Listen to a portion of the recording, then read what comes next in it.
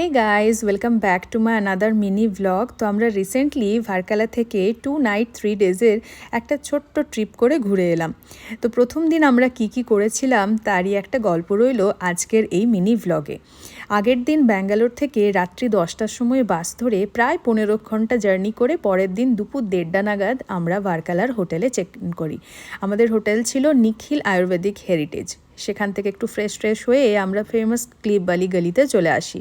খিদে পেয়েছিল প্রচুর, সে কারণে 4টার সময় লাঞ্চ করতে আমরা আসি দি ফেমাস দার্জিলিং ক্যাফেতে। ক্যাফের অ্যাম্বিয়েন্সটা নিয়ে তো কোনো কথাই হবে না, ভীষণই ভালো।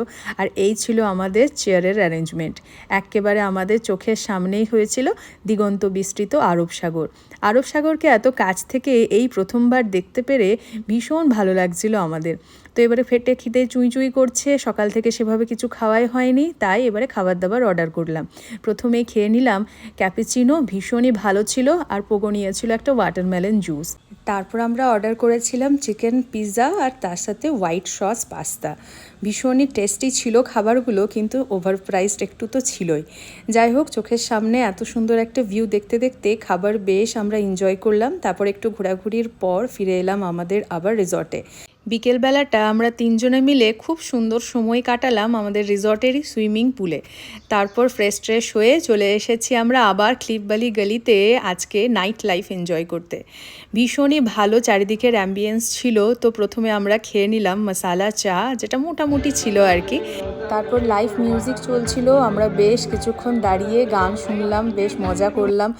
ভার্কালা সি ফুডের জন্য বরাবরই ভীষণ ফেমাস, সে কথা শুনেছিলাম, আজকে ট্রাই করার সময় এসেছে। ডিনার সাথে আমরা চলে এসেছি ক্যাফে ইটালিয়ানোতে, আর এখানে অ্যাম্বিয়েন্সটা ছিল ভীষণই সুন্দর, ভেতরে সাজসজ্জা একেবারে অনবদ্য। খিদে পেয়ে গিয়েছিল প্রচুর, সে কারণে আগে খাবার দাবার অর্ডার করে দিই। ক্যাফে ইটালিয়ানোর সি ফুড প্ল্যাটার ভীষণই ফেমাস, সেই মতো আমরা একটা sea food sizzler platter order করি, বাট দেখতে ভালো হলেও খেতে ভীষণই বাজে ছিল এটা।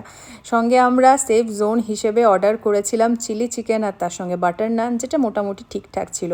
So that's all for today. For more follow my channel.